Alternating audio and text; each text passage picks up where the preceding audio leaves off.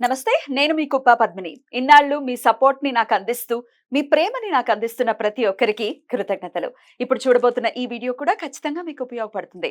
Like, share and subscribe చేసి మీ ఇష్టాన్ని, అలాగే మీ సపోర్ట్‌ని నాకందించండి. అలాగే ఈ వీడియో పట్ల మీ అభిప్రాయాన్ని కామెంట్ సెక్షన్‌లో కామెంట్ చేసి నాకు తెలియజేయండి. నమస్తే. నమస్తే. Welcome to our channel. నేను పద్మిని. ప్రస్తుతం మనతో పాటు ప్రముఖ ఆధ్యాత్మికవేత్త, నారీసేన ఫౌండర్, దత్త ఉపాసకురాలు, శ్రీపాద శ్రీవల్లభ దత్తపీఠం వ్యవస్థాపకురాలు శ్రీమతి లతా దత్త గారు మనతో పాటు ఉన్నారు. మాట్లాడదాం. అక్క నమస్తే. అక్క నమస్తే రా. అక్క, కన్సీవ్ అవ్వటం కోసం అంటే సంతాన ప్రాప్తి కోసం చాలా మంది కూడా చాలా ఇబ్బంది పడుతూ ఉన్నారు. మొన్ననే మనం ఒక వీడియో చేసాం. సిద్ధమంగళ స్తోత్రాన్ని జపించుకుని 16 ఏళ్ళు అసలు డాక్టర్లు ఇంకా పుట్టరు అన్న వాళ్ళకు కూడా సిద్ధమంగళ స్తోత్రం మిరాకిల్ని చేసింది. అవును, చాలా పెద్ద మిరాకిల్ అది.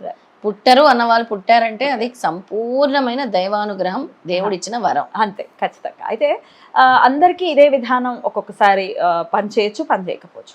ఏమండి, సిద్ధమంగళ స్తోత్రం చేస్తున్నామండి, అయినప్పటికీ స్వామి అనుగ్రహం కలగలేదు, ఏం చేయాలని తప్పిస్తూ ఉంటారు. మరి ఆ తల్లుల కోసం ఎలా త్వరగా సంతాన ప్రాప్తి కలగాలి, యోగ్యవంతమైనటువంటి సంతానం కలగాలి అంటే ఏం చేయాల్సి ఉంటుంది అక్క? అసలు ముందు వాళ్ళని చూస్తే చాలా బాధ అనిపిస్తుంది. అంటే ఆ జంట పడే ఆవేదన, మాకు అసలు పిల్లలు పుడతారా, మేము ఏం తప్పు చేసాం, ఏం కర్మ చేసాం, మాకే ఎందుకు ఇలా అవుతుందంటే కలియుగంలో ప్రధాన సమస్యలు ఇవే.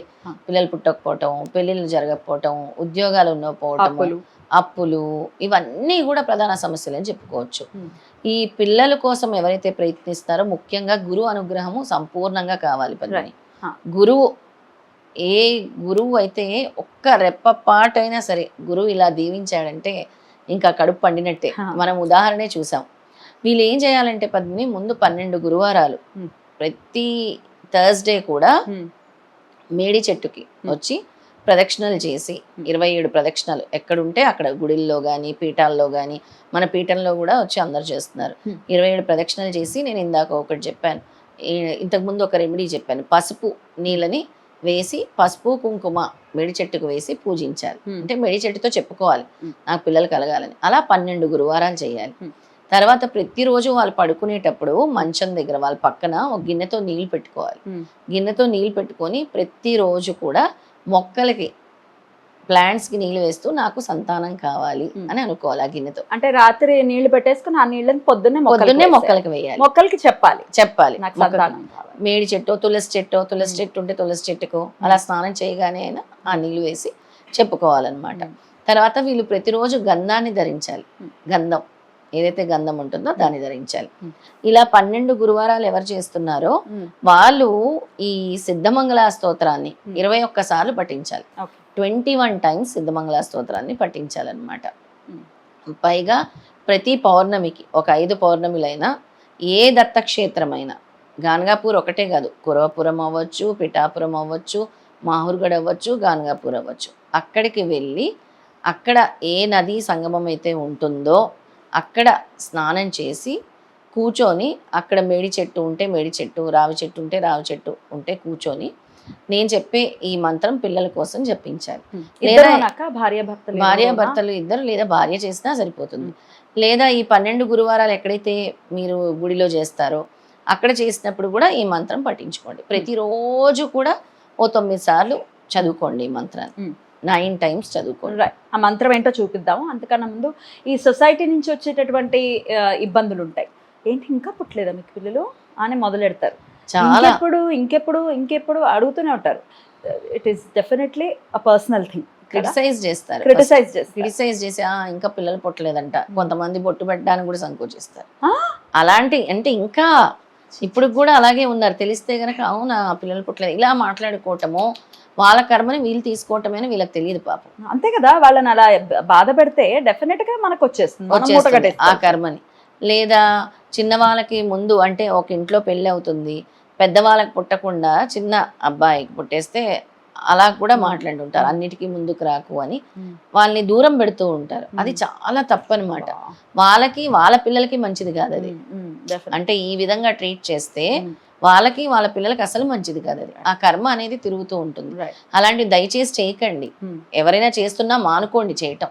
ఇట్లాంటి థాట్ ప్రాసెస్ ని మానుకోండి. వాళ్ళు ఎదురు రాకూడదు, వాళ్ళు బొట్టు పెట్టకూడదు, వాళ్ళకి తాంబూలం ఇవ్వకూడదు, లేదా వాళ్ళు ఏమీ చేయకూడదు, ముందుకు పిల్లలు లేరు కదా అని ఇలాంటివి సొసైటీ నుంచి వచ్చి ఇవన్నీ కూడా చాలా రాంగ్. అవన్నీ కూడా అలాంటివి దయచేసి చేయకండి. మీరు చేస్తున్నా మానుకోండి. మానసికంగా హింసించటం అనేది డెఫినెట్ గా చాలా చాలా దోషం. చాలా దోషం అది. ఎంత దోషం అంటే అంత దోషం అది. అది రైట్. అయితే వీళ్ళు వెళ్ళినప్పుడు మాత్రం కంపల్సరీ అక్కడ దీపాన్ని పెట్టుకోవాలి. ఎక్కడైతే వీళ్ళు వెళ్తున్నారో మేడి చెట్టు ప్రదక్షిణలకి, మేడి చెట్టుకి దీపం పెట్టి పసుపు కుంకాలతో పూజించి పసుపు నీళ్ళు వేసి ప్రదక్షిణలు చేసుకొని ఈ మంత్రాన్ని చదువుకోవాలి అక్కడ. మంత్రం చెప్తారక్క? తప్పకుండా. ఈ గంధం ఎందుకు పెట్టుకోమన్నానంటే గంధం వల్ల, రాహు వల్ల కూడా కొంతమందికి పిల్లలు కలగదు, ఎఫెక్ట్ ఉంటుంది. ఆ రాహు ఎఫెక్ట్ తొలగడానికి గంధము, గురు అనుగ్రహం కోసం గంధము చాలా ఉపయోగపడుతూ ఉంటుంది. సంతాన భాగ్యం కోసం దత్తాత్రేయ మంత్రం.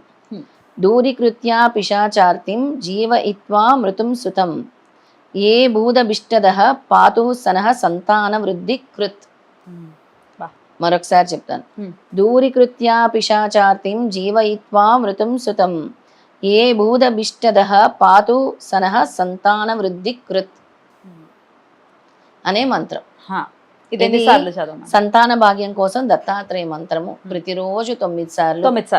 ప్రతి గురువారము మీరు ఏదైతే గురు దేవాలయానికి వెళ్ళి చేస్తారో, పీఠంలో కానీ దత్తాత్రేయ స్వామి గుళ్ళో కానీ క్షేత్రంలో కానీ వెళ్ళినప్పుడు మాత్రం 27 సార్లు చేసుకోండి. లేదా మీకు అవకాశం ఉంటే, సమయం ఉంటే 108 సార్లు చేసుకుంటే ఇంకా మంచిది.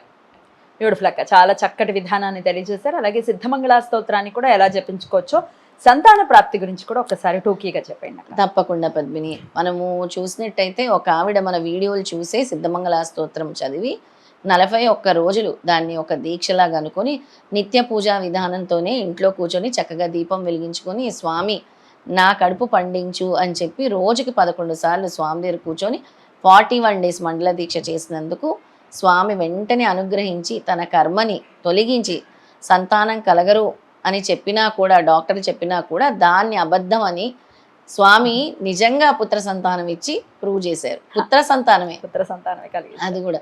అందుకే ఈ సంతానం కావాలనుకున్న వాళ్ళు 41 రోజులు మండల దీక్షగా కూర్చొని స్వామి ముందు కూర్చొని దీపం వెలిగించుకొని మీ ఇంట్లోనే పూజ గదిలోనే మామూలు నిత్య పూజా విధానం చేసుకొని 11 సార్లు 11 టైమ్స్ సిద్ధమంగళ స్తోత్రం చేయండి.